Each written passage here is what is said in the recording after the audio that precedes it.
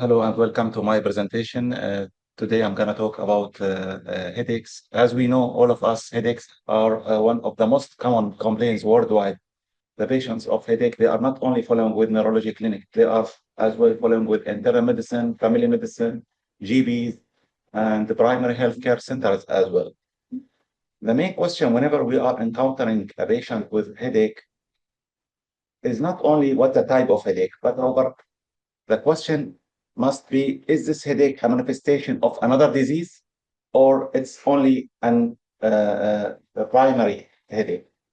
Or in other words, is this headache hiding something in behind? So here we are in order to explain this point. If we are looking to the International Headache Society classification, we can see that it is divided to primary headaches and secondary headaches. The primary headaches I presented earlier, including migraine,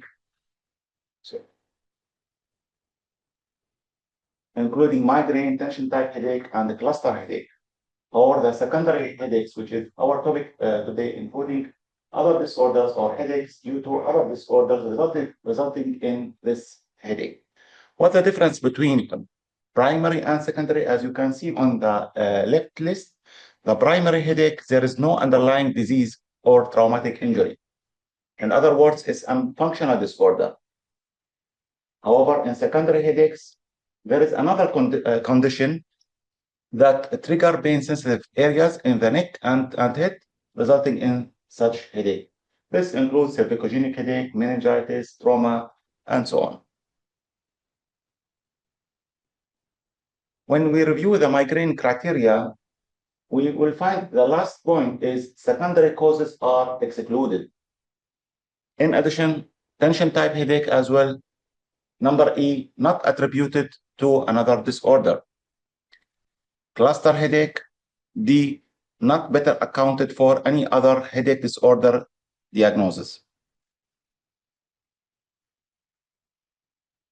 So I'm gonna go over several types of most common headaches following secondary headaches following at neurology clinic.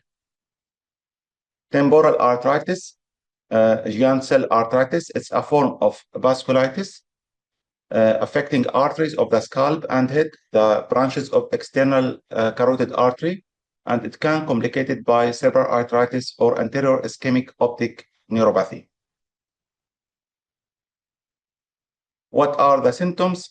A new persisting headache, tender scalp, especially at the temples, jaw claudications, like pain in the jaw after chewing or long talking, abrupt onset of visual changes, including blurred vision or double vision, blindness, flu-like symptoms, fatigue, fever, malaise, and dimension or absent of temporal, occipital, or facial artery pulses.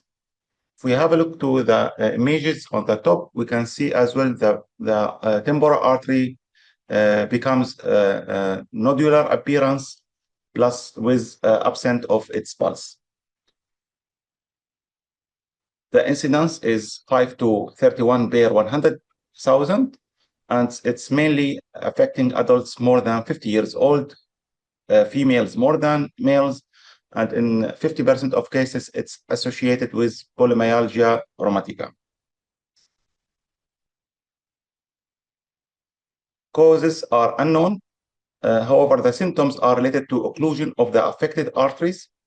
Age, genetics, and infection may play a role. HLA-DR4 serotype is correlating with temporal arteritis and polymyalgia rheumatica. How we can put the diagnosis? Actually, there are 4 criteria: age more than 50, new onset of localized headache, mainly at the temporal region, tenderness of the temporal artery, and elevated ESR, elevated CRP. Finally, the biopsy, which is which can confirm the diagnosis and can show granulomatous inflammation plus multinucleated giant cells at the large blood vessels and the branches of an external carotid artery. If the patient is fulfilling 3 or 5 of those criteria, he is labeled as temporal arteritis. In some cases, we are in need of blood culture to exclude any systemic infection. The cornerstone of treatment is the steroid, and immediately, even if there is high suspicion, at that time we have to start steroid with dose 40 to 60 mg per day and up to 1 to 2 years. Some references, they are advising to keep on high dose of steroid 60 mg per day for 9 months, then start very slow tapering. If in case there is a visual impairment, we can start IV solumedrol or methylprednisolone. For bone, we have to keep calcium plus vitamin D, and in some cases, immunomodulatory treatments can be used like methotrexate. So any patient presented with a clinic who is 50 years old or more with new onset of temporal headache, we have to think about this temporal arthritis. The second secondary headache, subarachnoid hemorrhage, which we did present. Dr. Ashraq ER doctor presented a few weeks ago. I presented 3 months ago. I will go on it quickly. It's an bleeding in the subarachnoid spaces, and most common between 25 to 65 years old. And the cause is sudden rupture of aneurysm at the circle of wheels. Other causes can include arteriovenous malformation, coagulopathies, vasculitis, substances abuse. The symptoms, this slide is important. Sudden onset of worst headache of the patient in his life, and it is described as thunderclap headache. In addition, we can find elevated intracranial pressure symptoms, including nausea, vomiting, confusion sometimes, disturbed conscious, seizures, or focal neurological deficits that related to the location of this subarachnoid hemorrhage. Signs, we can see meningeal signs, stiff neck, focal neural deficits, hypertension, bradycardia, or disturbed conscious.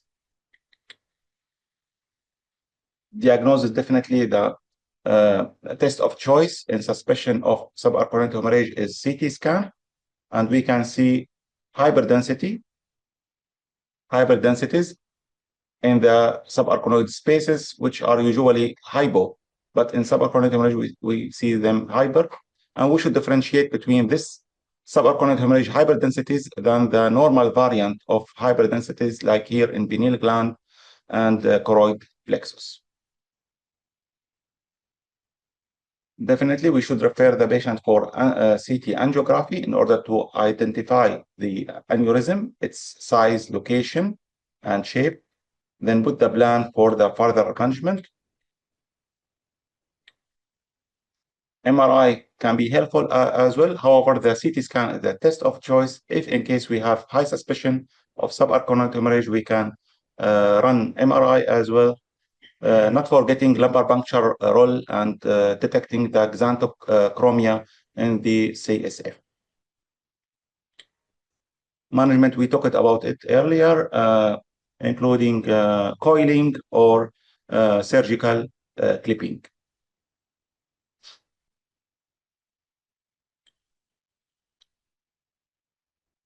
Now, these coming few slides are talking about common type of headache following at neurology clinic, cervicogenic headache.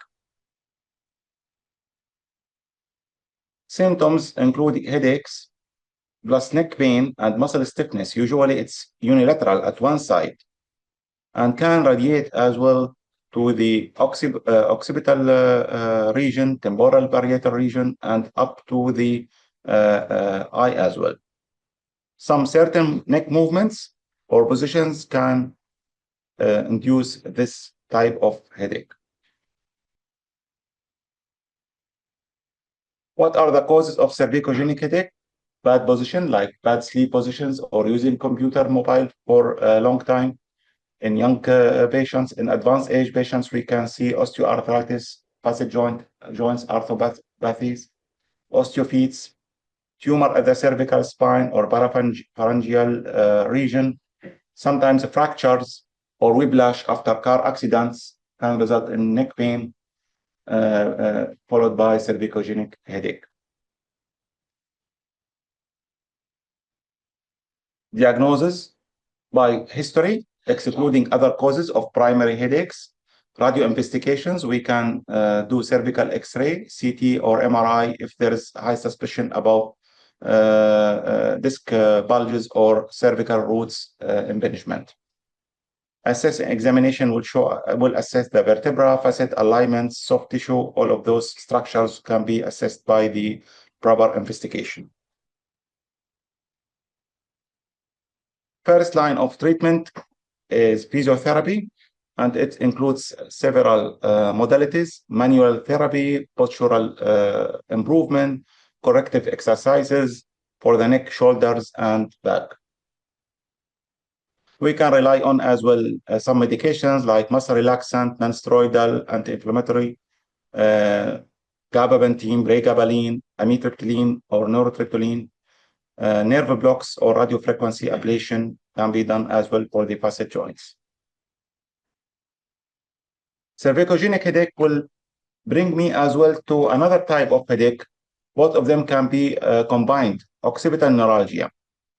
As we can see, the occipital nerve is run from the upper spinal cord up through the scalp, and it's penetrating the cervical paraspinal muscles.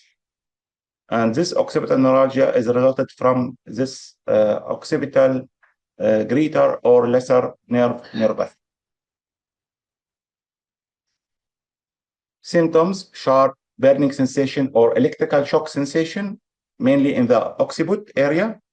Sometimes even brushing the hair or scratching hair, washing hair can result in much pain. Neck movements or light touch can result in as well this type of headache.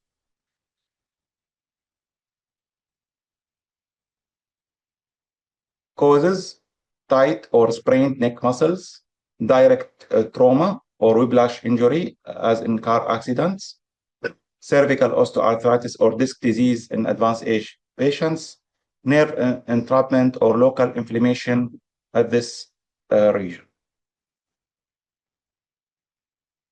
Treatment, same-wise, physiotherapy, non-steroidal, antineuropathic medications, but here we can apply as well local nerve block along with the steroid injections at the site of this nerve, as mentioned in this image. Radiofrequency ablation for the resistant or resistant symptoms.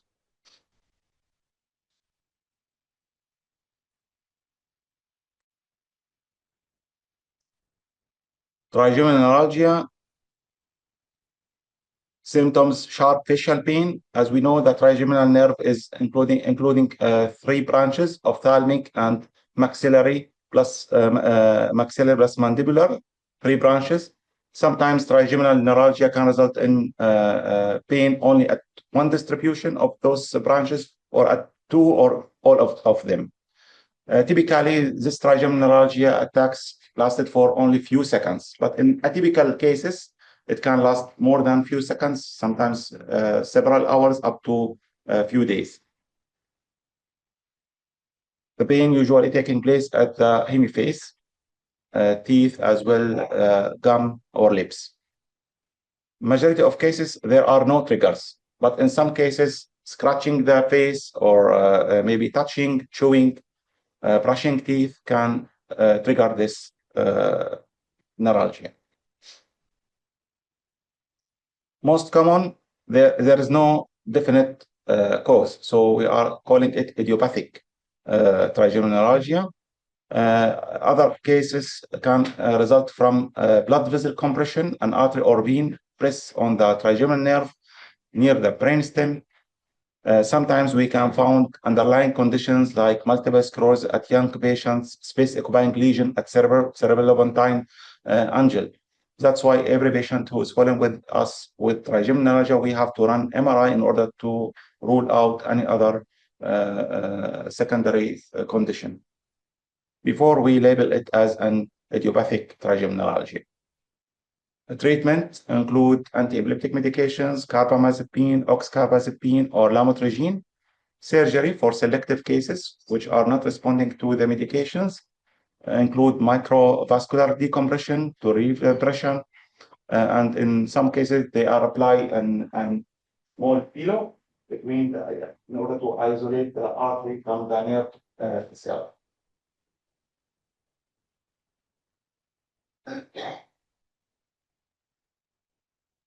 Glaucoma can be a cause of headache in acute forms of glaucoma. In chronic forms, it's developing usually slowly and does not result in headache or pain at the periocular region.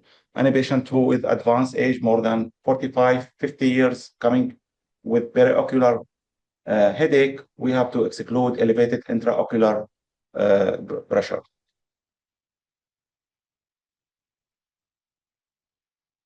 Definitely, the acute cases are more serious, but even with the chronic case, I met several patients who are visiting the clinic with chronic headache, and I referred them to ophthalmology clinic, and we found a glaucoma. Management definitely related to the ophthalmology doctor include mannitol, acetazolamide, and local eye drops.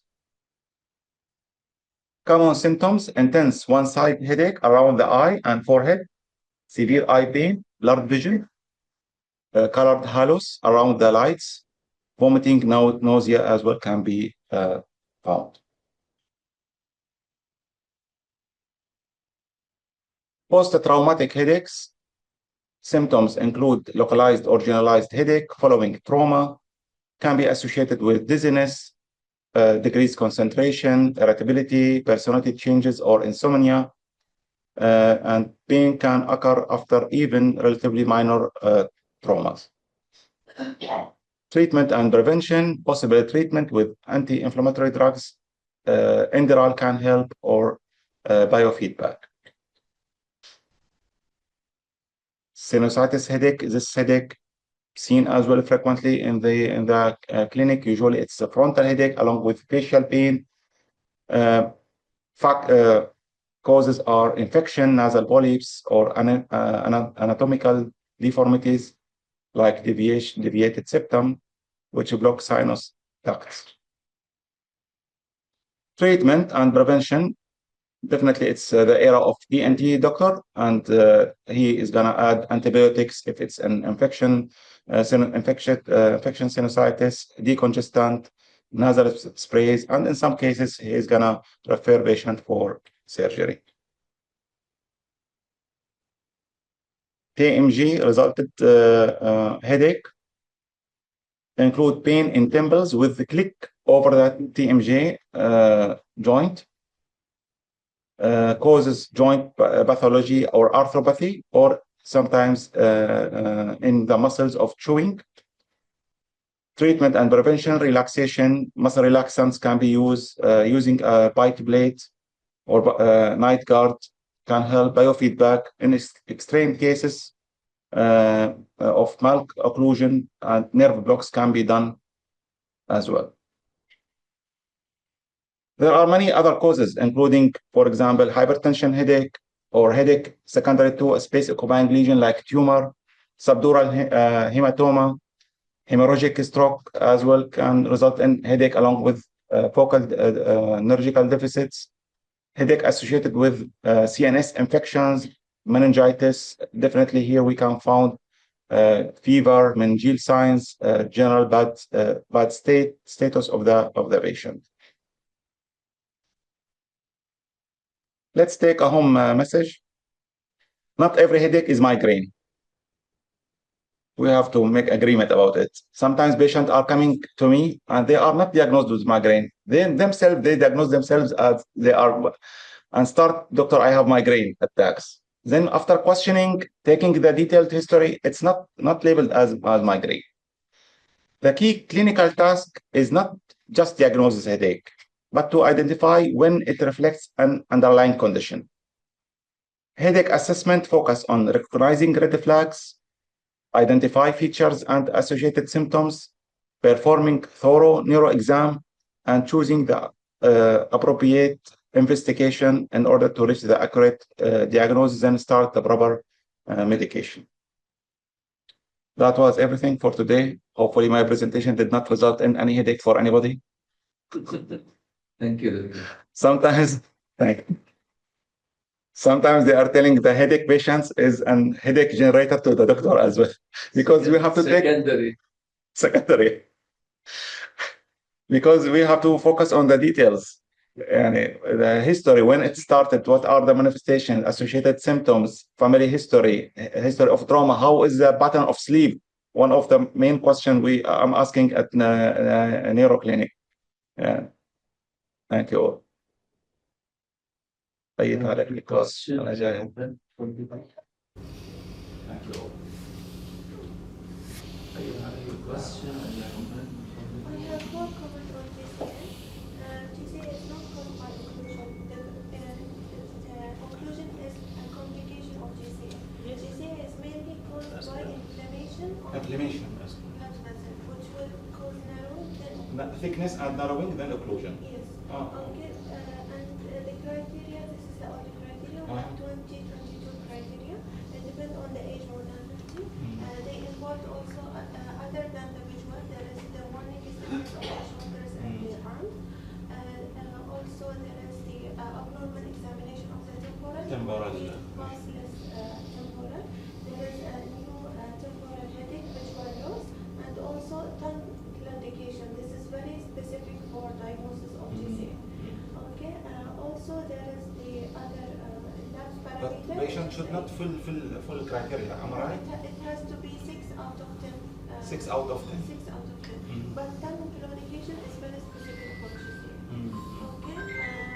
ASR more than 10 with CRP more than 50. More than 10. More than 10. CRP more than 10. ASR more than 50. Okay. And also axillary involvement, either for ultrasound or angio. There is also PET scan involvement. It will show hyperactivity throughout the aorta, and either ultrasound that will show hypersound in the temporal, or biopsy. Biopsy, finally, biopsy itself. Regarding the treatment, It's very detailed criteria. I kept it simple. okay. Regarding the treatment, if there is any ischemic involvement, or if there is visual loss, then we will go with pulsathiroid. If there is only visual symptoms without loss, then we will go with high dose steroid. Other than this, we can go with the all-in-one medication. In some cases, is it right? In some cases, they are adding aspirin as well in order to prevent ischemic. If there is heart involvement. Yeah, heart involvement. And now in 2024, they approved tocilizumab as a treatment other than the methotrexate. So if patient cannot take tocilizumab, It's included. I wrote it. Maybe I didn't say. If there is history of diverticulosis or something, then we can go for methotrexate. But not all patients needs immune-modulated treatment, right? Majority are relying on steroid. And for 1 to 2 years. Yes, up to 2 years, and then we can assess. Thank you for this. Thank you. Input. Thank you. Thanks. Just one bedside view to glaucoma is palpate the eyeball. Because usually in unilateral glaucoma, you feel the pressure in one eye. When you touch it with the eyelids closed, the eyeball will feel harder than the side which is not involved. So this is one clue I look for. And also I want to stress in our community, psychiatric causes of severe neurogenic muscle spasm and fibromyalgia associated headache. I think this is the commonest I have seen among women in our society. So I always dig into the sleep pattern and the psychiatric stress and how much exacerbation of life events, for example, or any stressful thoughts and so on. So we need the help of psychiatry in a lot of these cases. We really do. We need to dig into the history. People are not going to tell you the truth about their troubles at home. You have to dig deeply and you have to do it in a discreet or indirect manner of asking the question, like how good is your mood, how much activity you have, how much life things do you enjoy, and so on. And they will tell you, I lost interest in life, I lost interest in my surroundings, I'm no longer sociable. Clues like this might lead you. So I think it's so important to dig into the psychosocial history. Maybe needs second encounter with the patient. Sometimes maybe it's not the first encounter until the doctor build the, for us, يعني, you are the big name doctor, but for us as we are, يعني, No, you see, I sent a video or a clip 2 days ago to the group saying how important is eye contact of the doctor with the with the patient, patient. and how important is the way you greet and you receive patient in your clinic, how you treat them, and if you are their friend, not their superior. That's so important for a patient to open up and tell you what's happening in their life. And also they like to be talking in private, so I usually ask my group of people with me, or doctors or nurses, I ask them to leave me alone with the patient, or if there is a family member, they don't want to talk in front of the family member, please ask the family member to wait outside and listen carefully, because the conflict may be in the family and they will never talk about it in front of you. Now, as a male doctor, you don't want to be alone with a female patient, but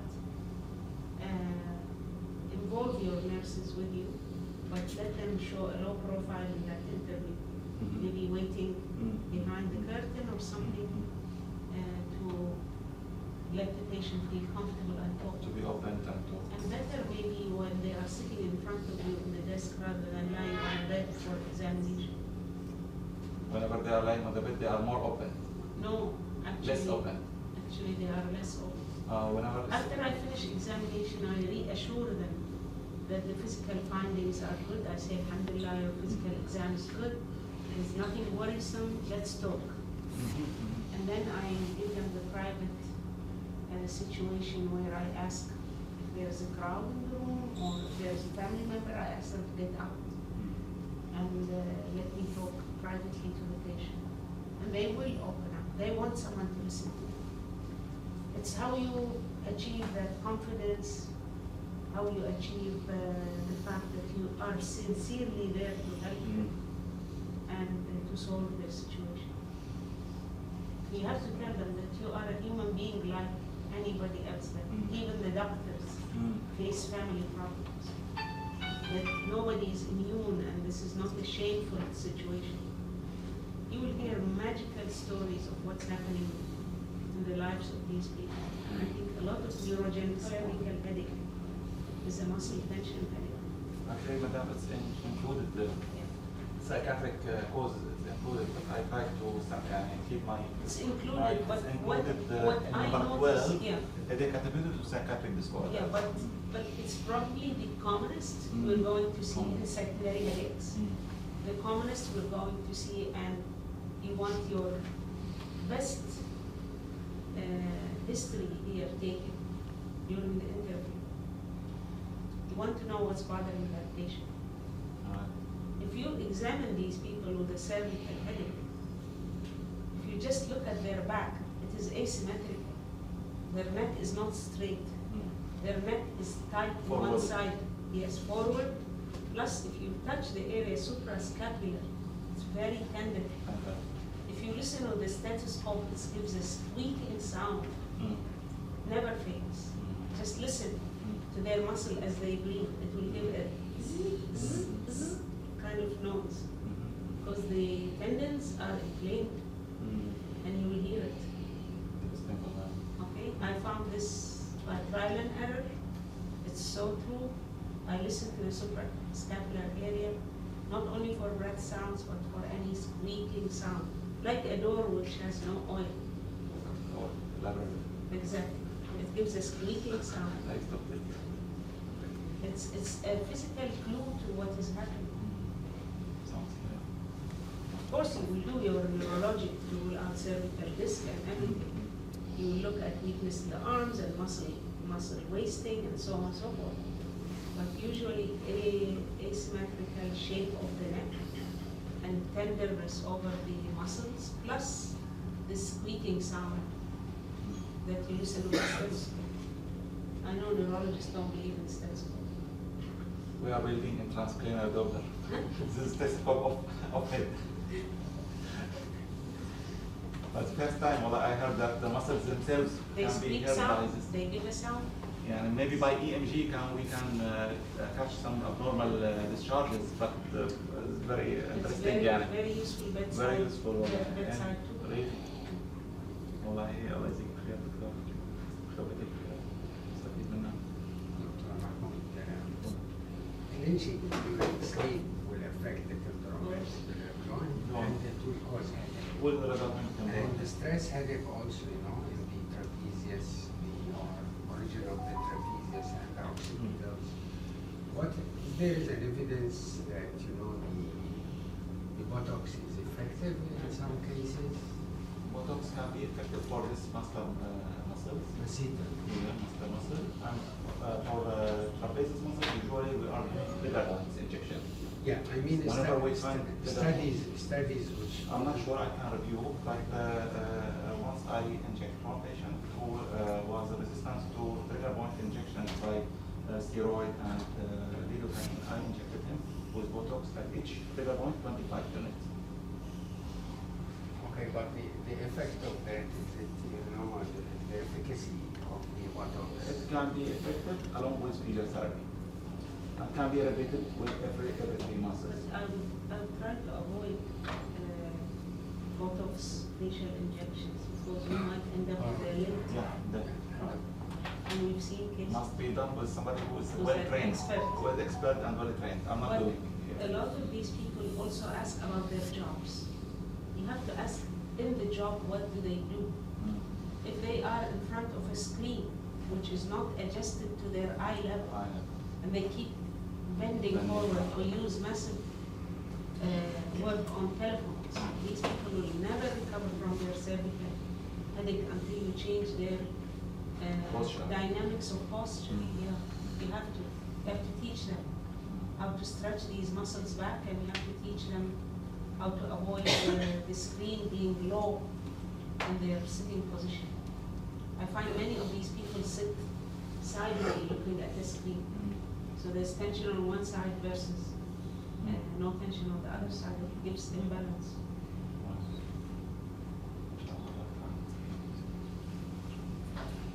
Any other comment, any other Will you question? consider the obstructive sleep apnea syndrome as the secondary cause for the headache? Which syndrome? Obstructive sleep apnea syndrome. Obstructive sleep apnea. Yes, yes. And what is the It incidence? can result in What is the incidence and how many % of the patient will come to you with a headache with the OSA syndrome? Will you consider the sleep study for this patient who are coming with the headache? whenever there's high suspicion, definitely I'm gonna refer them to sleep study.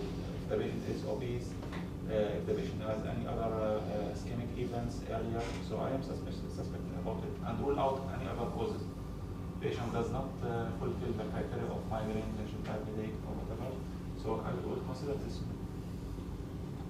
Any specific amount of percentage with your sleep patient? Well, I have no number, it's not that much, generally speaking. Usually it has been noted that doctors will not go in that detail asking the patient about the snoring or Snoring. yeah. Well, I go through this detail regularly. Yeah, people who are very familiar with this and know about the OSA syndrome, they will definitely ask. I will Ask send, them if there is snoring. I'll ask the patient, do you snore? Do you wake up repeatedly at night? Routinely, Feel fresh or not. routinely. Do you get your headache when you wake up in the morning? Does it wake you up from your sleep? All of these are clues. So we can- Look at their neck and look at their pharynx. Sometimes even the patient cannot recall. Patient chokes, cough, turn around and sleep. And it will be very clear Ask when the we do partner. sleep study. Ask the partner. Yeah, yes, definitely, yes. Partner will give a better history. Better history. By the way, there is a program on iPhone which records sleep sounds for patients, so they can do it at home.